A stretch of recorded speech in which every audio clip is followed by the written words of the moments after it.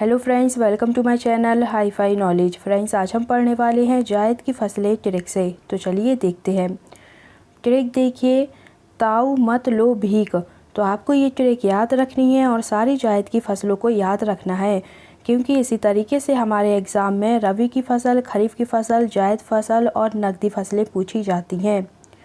अब देखिए, सबसे पहले आपको ये समझना है कि ये जायद की फसलें होती कौन सी हैं, इन्हें कब बोया जाता है और कब काटा जाता है।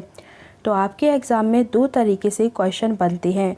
एक क्वेश्चन ये पूछा जाता है कि इन कौन सी फसलों को जैसे कि मई जून में बोया जाता है या जून जुलाई में काटा जाता है, इस तरीके से क्वेश्चन आता है। और ये भी पूछा जाता है, 4 ऑप्शन दिए जाते हैं और पूछा जाता है कि बताइए इनमें से रबी की फ़सल कौन सी है या खरीफ की फ़सल कौन सी है।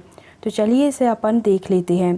तो देखिए, जो जायद की फ़सल है ये ऐसी फ़सल है जिसे मई जून में बोया जाता है और जुलाई अगस्त में इसे काट ली जाती हैं। तो आपको ये याद रखना है कि मई जून में बोई जाती हैं और जुलाई अगस्त में काट ली जाती हैं। अब देखिए, ट्रिक से इन्हें रिलेट करते हैं कि कौन कौन सी जायद फसलों के अंतर्गत आती हैं। ताऊ मत लो भीख, ये हो गई आपकी ट्रिक। तो देखिए, ताऊ, तो जो ताऊ का ता है वो रिलेट कर रहा है तरबूज के लिए। इसी प्रकार से ऊ, तो ऊ से हो जाएगा उड़द।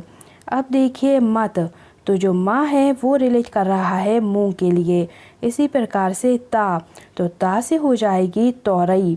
अब देखिए, लो, तो लो से आ रहा है लौकी। तो जो लो है वो रिलेट कर रहा है लौकी के लिए। इसी प्रकार से भीख, तो जो भी है वो रिलेट कर रहा है भिंडी के लिए। और अपना जो लास्ट में खा बचा वो रिलेट कर रहा है खरबूजा और खीरा के लिए। तो ये हो गई आपकी ट्रिक, जो कि जायद की फसलों की ट्रिक थी। अब देखिए, इस सीरीज़ में सबसे ज़्यादा पूछी जाती है तरबूज, खरबूज और खीरा।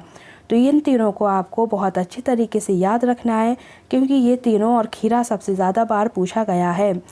तो ये हो गई हमारी ट्रिक। इसी प्रकार से रबी की फ़सल और खरीफ की फ़सलों की भी ट्रिक मेरे चैनल की प्लेलिस्ट में डली हुई है, तो आप उसे भी जाकर देख सकते हैं।